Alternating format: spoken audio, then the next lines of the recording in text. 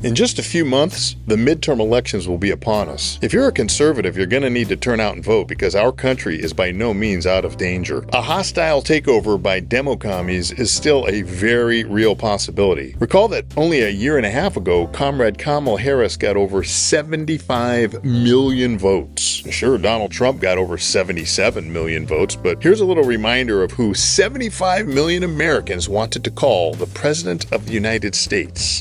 Remember his number? 32. Today we got 32 days until the election.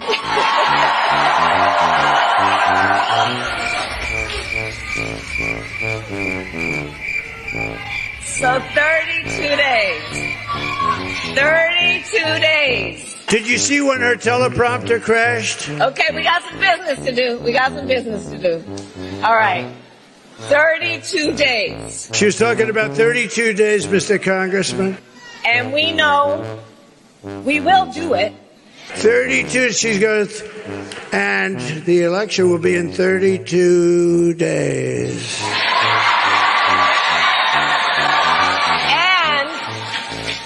And this is going to be a very tight race until the very end. 32 days. The teleprompter crashed. 32 days. She kept going. Oh. We're here because we're fighting for a democracy. Fighting for a democracy. And understand the difference here. Understand the difference here.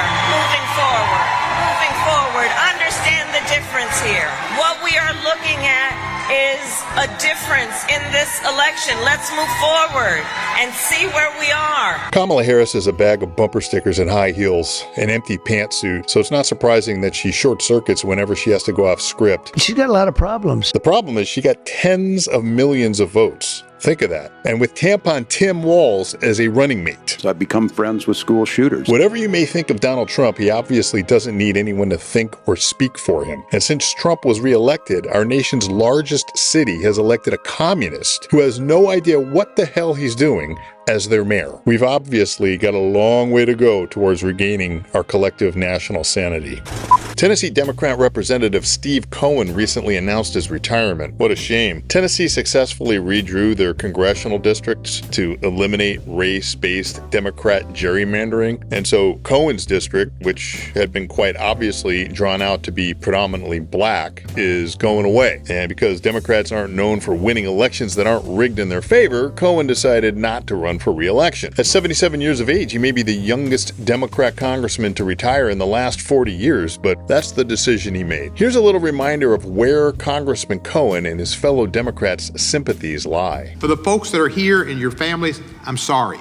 It's terrible what happened to your children or your family members.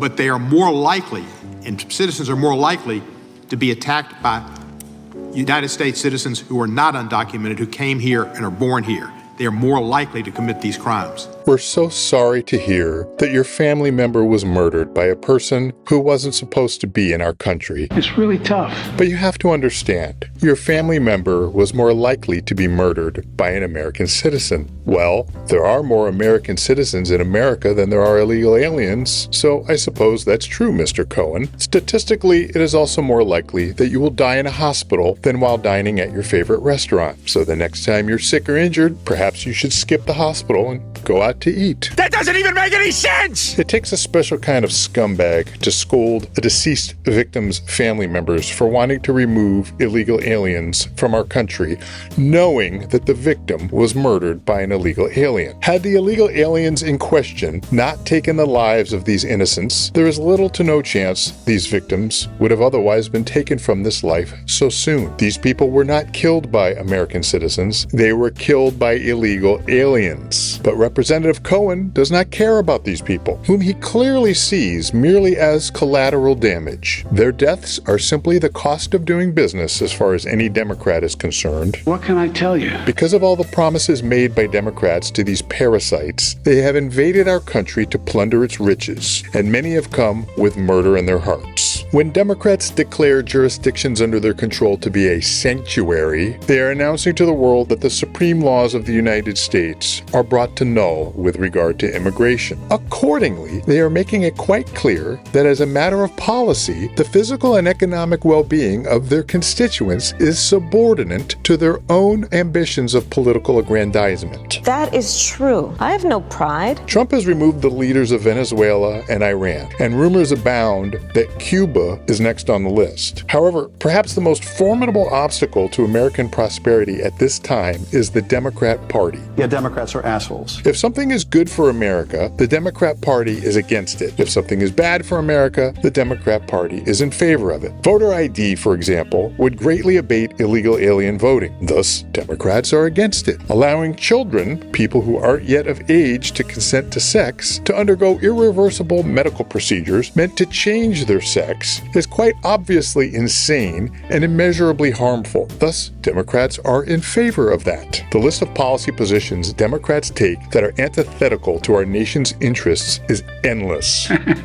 It seems that the only reason there are any Democrat voters left is because there are so many people who have allowed themselves to be convinced that Republicans are racists and sexists. But that fails to explain why it is Democrats who claim that minorities and women would be prevented from voting if they were required to show an ID. Realize that these slimebag politicians don't take power by force. They're voted in by low information voters who in many cases would be outnumbered at the polls by those voting for a Republican or an independent, but due to voter apathy are easily able to seize and maintain power. Is anyone else wondering when we're going to see some real accountability for people who hold high office, like state governors, for example? I know, when's hell due to freeze over, right? Here's an exchange between Nancy Mace and disgraced Governor Tampon Tim Walz, which, frankly, although entertaining, is really nothing more than a sideshow. How much money was spent on autism in Minnesota in 2017, Governor? I don't have those numbers in front of me, Congresswoman. Did you prepare for this hearing today? How much money was spent on 2017 for autism in Minnesota? How much? I don't know. I wasn't the governor. $1 million. How much money was spent on autism in Minnesota in 2024? I don't have the number in front of me. As Were you governor in 2024? I was, but I'm not the Okay, head so of your HHS. excuse before that you didn't know what 2017 autism numbers were because you were not governor, and today you can't answer the numbers about 2024 as governor, and you still said you prepared for this hearing today. It's unbelievable. $343 million was spent in 2024, an increase of 343 times what it was in this time period. Do you know the number of children in Minnesota? I don't have the number in front of me right now. Are you governor of Minnesota? What is the age? 0 to 5? 0 to 19? You have approximately 1.2 million children in Minnesota. Thank God you're not Vice President of the United States. Do you know approximately how many children in Minnesota are autistic or on the spectrum? No, I don't have that number. We're talking about approximately 33,000 kids. Do you know what this is per child, spending-wise, in the fraud for autistic kids in Minnesota? By my calculations, that's about $10,393 per child.